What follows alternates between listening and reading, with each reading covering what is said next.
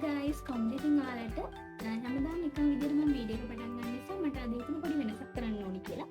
ඉතින් අද නිමාඩු දවසක්. ඒ නිසා කට්ටියම ගෙදර ඉන්නවා. අපේ ගෙදර මම හරි ස්පෙෂල් දෙයක් හදන්න නිමාඩු දවසට. ඉතින් දැන් ඒකට ඕන කරන ඒ වගේම තමයි අද මැච් එකකුත් තියෙනවා. ඉතින් මම දැන් මේ හදන්න යන දේ මැච් එක බල උනත් කන්න පුළුවන්. ඉතින් දැන් ඒකට ඕන බඩු ටිකක් ගේන්න එළියට යන්න තමයි හදන්නේ. දිගටම මගේ වීඩියෝ එකත් එක්ක එකතු වෙලා ඉන්න. මම මොනවද හදන්නේ? ඒ වගේම දැන් මොනවද ගේන්න යන්න කියලා බලන්න. අපි දැන් මේ ආවේ කීල්ස් එකට. ඇත්තටම මම අද හදන්න ඉන්නේ චිකන් වින්ග්ස් එකක්. ඉතින් ඒකට ඕන කරන චිකන් වින්ග්ස් ඒ වගේම සෝස් එකක් ඕනේ. ඒ ටික ගන්න තමයි ආවේ. මං චිකන් වින්ග්ස් කිලෝ එකක් විතර ගත්තා. මොකද මං අද අපේ අම්මලා ගෙදර යනවා. ඉතින් එහෙටත් ටිකක් අරන් යන්න ඕනේ. මේ චිකන් වින්ග්ස් එකට දාන්න කර්ඩ් එකකුත් මම ගත්තා. ඒක මට කියන්න අමතක වුණා. පොඩි එකක් ගමුද? ඕකද අපි මේක try කරමු. පොඩි එක. චිකන් වින්ග්ස් සෝසුයි අරගෙන යන්න කියලා ආවට අන්තිමට වෙන වෙන දේවලුත් අරගෙන තමයි අපි දෙන්න ගෙදර ගියේ.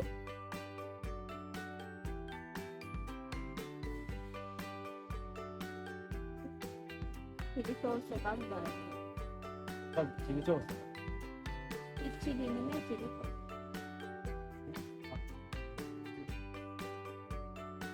පොඩි එකක් ගන්න. මේ චිකන් වින්ග්ස් එක හදන්න මට චිලි සෝස්, තක්කාලි සෝස්, සෝයා සෝස් ඕන වෙනවා. ඉතින් තක්කාලි සෝසුයි සෝයා සෝස් එකයි අපේ ගෙදර තියෙනවා. ඉතින් මං ගත්තේ චිලි සෝස් එක විතරයි.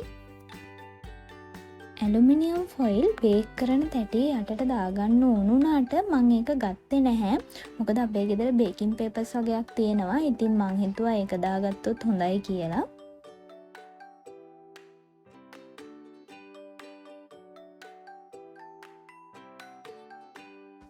ඉතින් අන්තිමටම අපි කේල්ස් එකෙන් රසම රස අලිගට පෙර ජූස් එකකුත් අරගෙන ඉක්මනටම ගෙදර ආවා. මේ චිකන් ටික සීසන් වෙන්න තියලා ඒක ඉක්මනටම හදා ගන්න ඕන නිසා.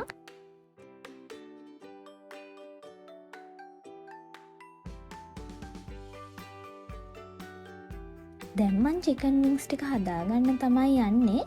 ඉතින් මුලින්ම ඒකට මේ විදිහට චිකන් වින්ග්ස් ටික දෙකට කපලා හොඳට සුද්ධ කරලා හොද ගන්න ඕනේ.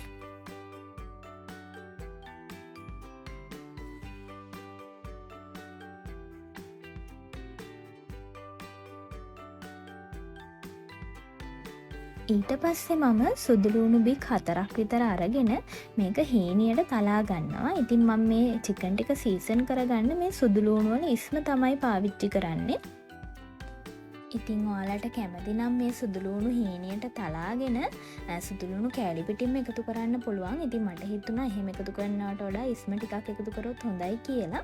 එහෙමත් නැත්නම් ගන්න තියෙනවා සුදුලුණු පවුඩර් එක. ඉතින් ඒක උනත් එකතු කරගන්න පුළුවන්.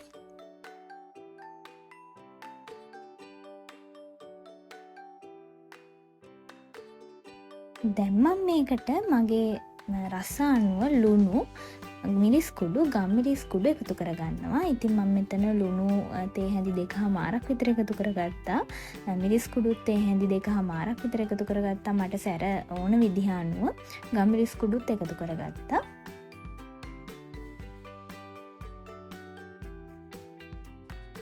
ඊට පස්සේ මම මේකට සෝයා සෝස් මේස හැන්දක් විතර එකතු කරගන්නවා. ඉතින් ඔයාලා ගාව මීකිරි තියෙනවා නම් මෙතනදී මේස හැන්දක් වගේ එකතු කරගන්න. එතකොට රස වැඩි. ඉතින් කර්ඩ් නැහැ කියලා ඒ වුණාට ප්‍රශ්නයක් නැහැ. දෙහි චුට්ටක් ඒ වෙනුවට එකතු කරගන්න පුළුවන්. දැන් මම සෝස් ටික එකතු කරගන්නවා. තක්කාලි සෝසුයි මං ගත්ත චිලි සෝස් එකයි. ඉතින් මේ වලට ප්‍රමාණ නැහැ. ඔයාලගේ රස අනුව එකතු කරගන්න පුළුවන්.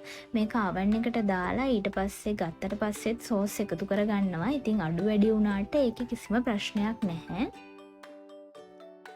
තව දෙයක් කියන්න ඕනේ.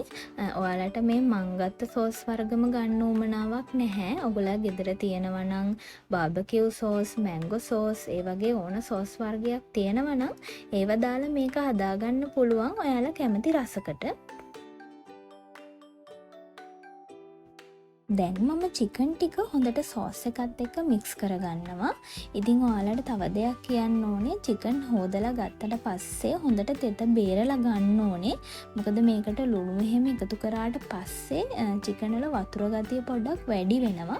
එතකොට මේක චුට්ටක් දිය ගතියට එනවා. එහෙම වුණාම අපේ සෝස් ටික හොඳට චිකන් එකත් එක්ක දැවටිලා තියෙන්නේ නැහැ. ඒ නිසා හොඳට තෙත බේරලා ගන්න චිකන් ටික ගන්නකොට.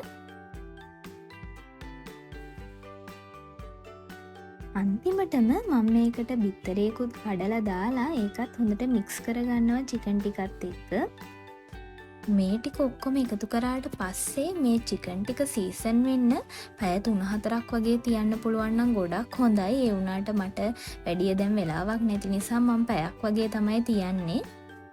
මේක බේක් කරගන්න තැටියට හොඳට බේකින් පේපර් එකක් දාලා ඒකට දැන් චිකන් ටික දාලා මේක බේක් කරගන්න තමයි මම හදන්නේ.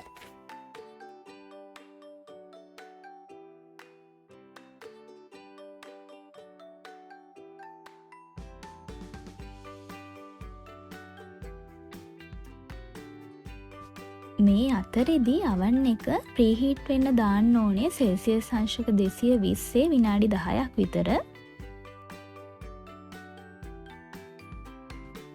දැන් මං චිකන් විංග්ස් ටික බේක් කරගන්න තමයි යන්නේ.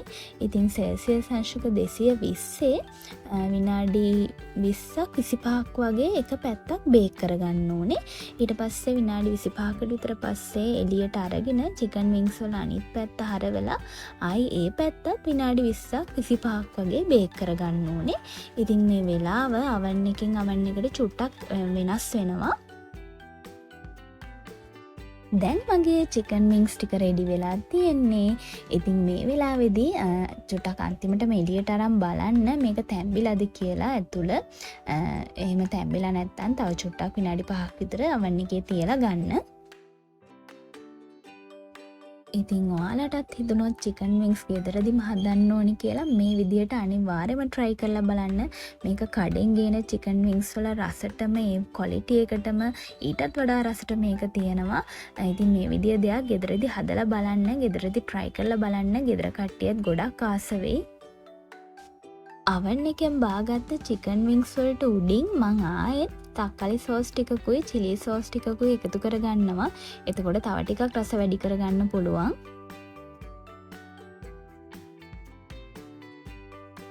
දැන් මම හදාගත්ත චිකන් විංග්ස් ටිකත් පැක් කරගෙන අම්මලා ගෙදර යන්න තමයි හදන්නේ. ඉතින් එහෙට දිගටම මේ දවස්වල වැස්ස නිසා පොඩි ප්‍රශ්නකුත් වෙලා තියෙන්නේ. ගිහිල්ලාම බලමු. මේ පේනවනේ වැස්ස නිසා ගම් වතුර දාලා තමයි තියෙන්නේ. ඉතින් ඔය පේන්නේ අපේ ගෙදර. මේ විදිහට තමයි අපි චිකන් විංග්ස් උත් හදාගෙන වතුරේ බැහැගෙන මැච් එකේ සෙකන්ඩ් ඉනින් එක බලන්න අපේ ගෙදර ගියේ. ඉතින් දැන් මං ගෙනාපු වීඩියෝ එක මෙතනින් ඉවර කරනවා. ඔයාලත් අනිවාර්යයෙන්ම චිකන් විංග්ස් හදලා බලන්න. ඒක හරිම රසයි. ඉතින් ඔයාලා මේ වීඩියෝ එකට කැමති නම් ලයික් කරන්න, කමෙන්ට් කරන්න. ඒ වගේම ලයිෆ් විත් එම්ඩි මගේ channel එක subscribe කරන්න. තවත් අලුත් වීඩියෝ එකකින් මම එනකන් ඔයාලා හැමෝම පරිස්සමින් ඉන්න. ඔයාලා හැමෝටම bye.